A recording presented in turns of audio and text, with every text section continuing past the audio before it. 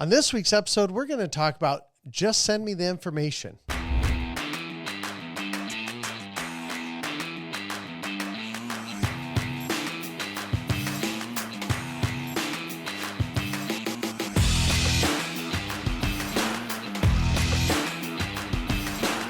Hello, everyone. Welcome back to this week's episode. I am Chad Owen, the annuity sales coach, host with the most. I guess you're going to be the most today.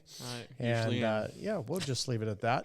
Owner of Retirement Realized Financial. Of course, if you want to become contracted with us, and we're getting a little more bold with this now because we're having a lot of agents that saying we're making a big difference in their business. And that's super important to me. I want to make sure that we help people live a freedom lifestyle while helping others live a freedom lifestyle. And of course, if you want to stay with your current IMO and you just want to have some training, we have Retirement Realized Agents Academy. So both of those can help you. So Objection. DJ. Yeah. Just send me the information. Now, this is funny though, Chad, because this is actually a nod back to the very first episode. We did the same episode. And I want to see just even from episode 1 to now, this would be actually episode 210 on the podcast. Yeah. That means that's 210 4 years. weeks older. That's 4 years worth of podcasts. Yikes. So it's been a long run. It's been fun. The little bit Sure. that I've been here, because you did it for a while without me. But how long have you been doing podcasts with me? About a year? Probably a year. Yeah. Ish. And I'm still alive. So No, wait, let me rephrase that. You're still alive. They weren't worried about that. Oh, I'm sorry. I'm a little bit distracted because I just had one of my agents try the Carolina Reaper Challenge with the peanuts. The peanut challenge. And he's never not been able to get through a challenge. He got halfway through it, and I still hear him out there paying the price for it. So it's like, don't tell me I can't stop you from doing something through a challenge. I'll figure out a way. This brain can be evil. That, like I said, pinky in the brain. There you go. I can Dangerous. definitely, the brain can be evil. So just send me the information. Now, I do want to add a little bit of a disclaimer here, because I think sometimes, and you can get this objection regardless of the type of lead or how you're marketing. Like you get this, with the radio. Oh yeah, it doesn't matter. The lead source, it does not matter. You will always get this. Absolutely. Yeah. Seminars, this is a very common objection. It is. It's probably the number one biggest objection. Yeah. At least on the phone. Yeah. Right? I mean, when you're making the calls. Yeah, because if you're in an appointment, you have the information. You've got the information with you. You wouldn't be sending them information if you're sitting in front of them. Exactly. So sometimes your wisdom is just so deep. The trick is to be able to say simple things in a complex way. You didn't succeed there. Yeah. But I think that the mindset that the agent takes into this objection is paramount. It's huge.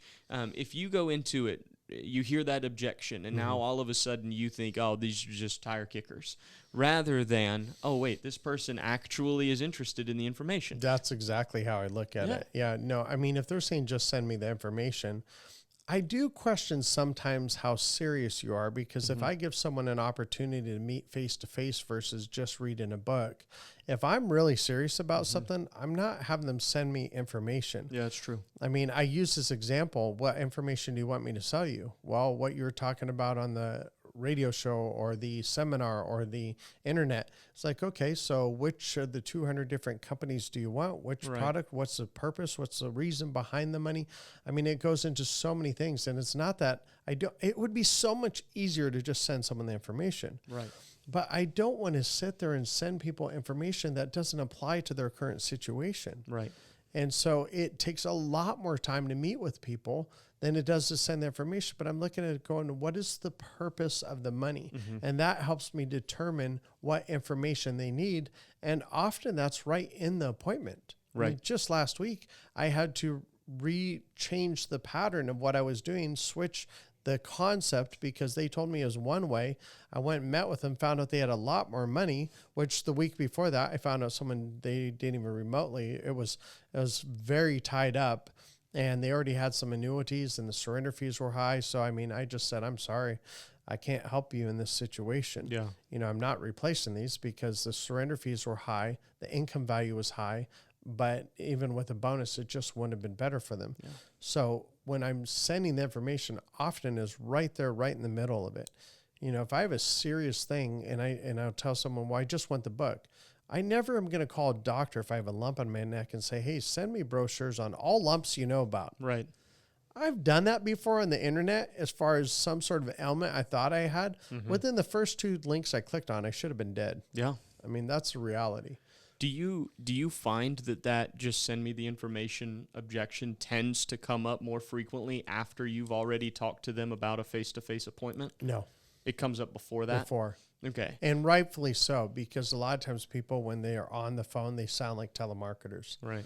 Yeah. Versus, I mean, you can get that response just by sounding like a telemarketer. It's true. But if you sit there and they can tell you genuinely care and you're genuinely concerned about their situation and you love, which how do you know when somebody really loves doing something? They're passionate about it. It's by the enthusiasm in their voice, right? Yeah. When you're, it's so hard. I don't really know if you could ever fake passion.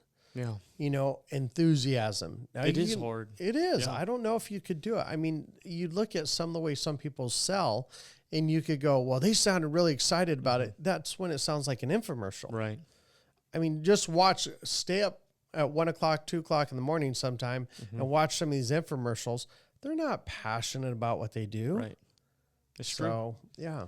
So if the objection is coming up before you actually even position the face-to-face appointment and they're asking for you to send them the information, I guess, I mean, it would be a good mentality to just go ahead and assume they are actually interested, because if you assume they're just kicking tires and just looking for a way out, the response you take is probably going to be through that lens. Yep. Now, your response is not going to probably be a good one to actually get the appointment. It's probably going to come across more combative, whatever.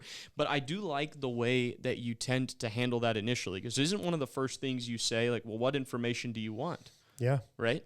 I mean, it's really, you reached out to me, you had some questions, what can I answer for you? Sure.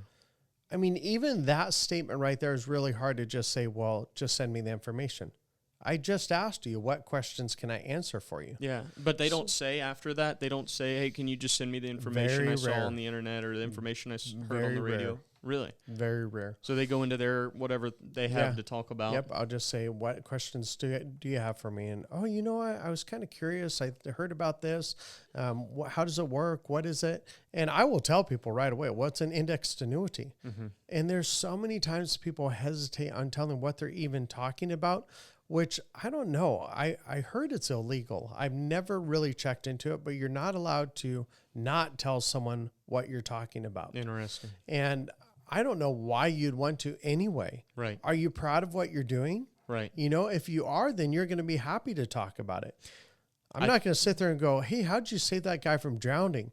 Man, I don't know. You know, I just was standing by the water and I saw them kind of drowning. And, you know, I thought, what could I possibly do? I go, no, there's a life preserver right there. I saw that. I saw them drowning. They were in trouble. I threw it to them and they grabbed right onto it. It was so cool because then they stopped drowning. Right. You know, you're not going to beat around the bush. And to me, indexed annuities and indexed annuities with income riders or fixed annuities, they are financial life preservers.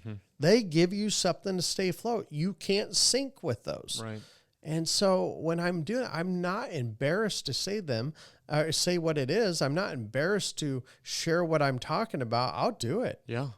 I think sometimes agents get afraid of the perception and they let their fear of their client's perception as soon as they use the word annuity to deter them from using the word. But then what happens is they keep that in the dark. And then when that comes out, the clients feel like, oh, they've been trying to hide this. So the very thing that they're trying to prevent is the actual thing that they create when they try to keep that idea of it's an annuity in the dark. But, you know, I also look at, too, is, well, I don't like an annuity with high fees. Well, or they'll say something along the lines, well, annuities have high fees. No, that's only 1 out of 9. You know, the variable annuity with an income rider averages between 3.25 and 4.25% fees. That's just a fact. And so when you look at that, there's 9 different types of annuities. And people always ask me that, 9 different types. I have agents even ask me that, 9 different types. Now, technically there's a if you really went to the nuts and bolts, there's an immediate and a deferred. Those are the two major type of annuities.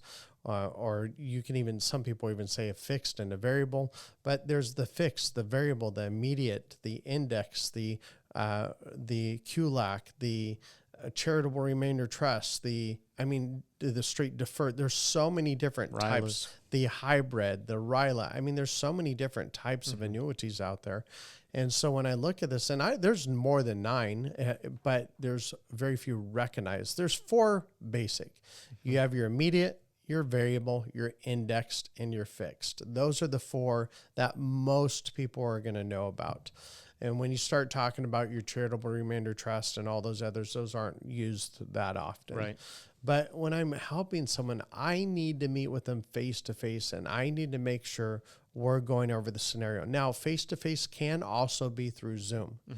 You know, I have some clients that reach out to me. I have an agent that's really, really good at the face to face. If I have a face to face via Zoom, their Zoom calls or their what do you call it?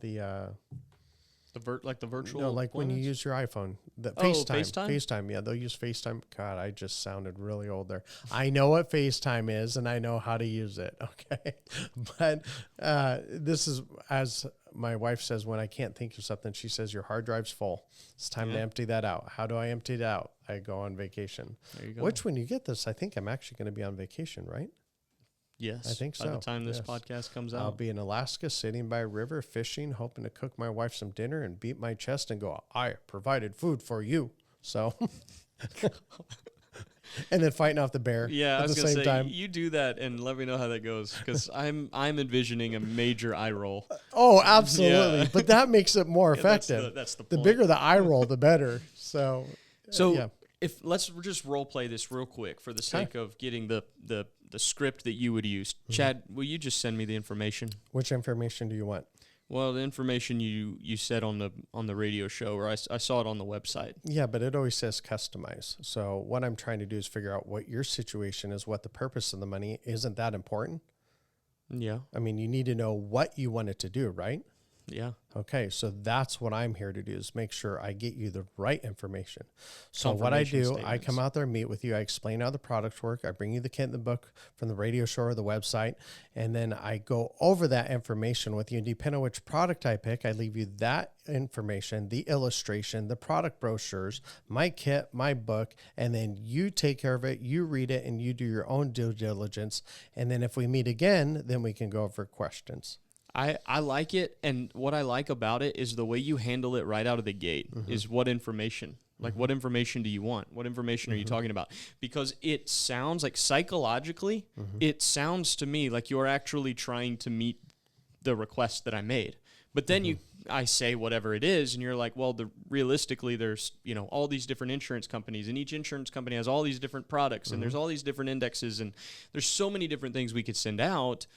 But I'm going to do you one better. I'm going to actually come out. I'm going to meet with you. I'm going to bring things that are customized to your situation once I get some information, and then leave it with you. And people appreciate that if you sound like a professional. Right. If you sound like an infomercial guy or a telemarketer, they're not going to be wanting to meet with you. Yeah.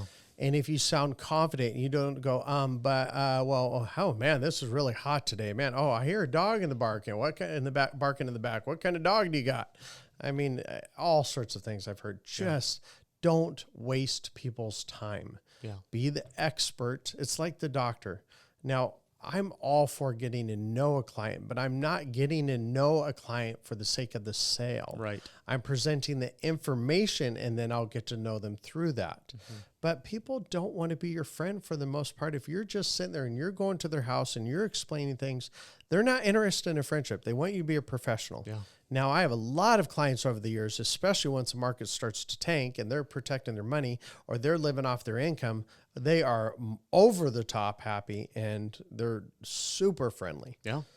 So, well, I want to add one thing, because that is one objection. I'm going to add one thing. Okay. That is one objection that we covered here.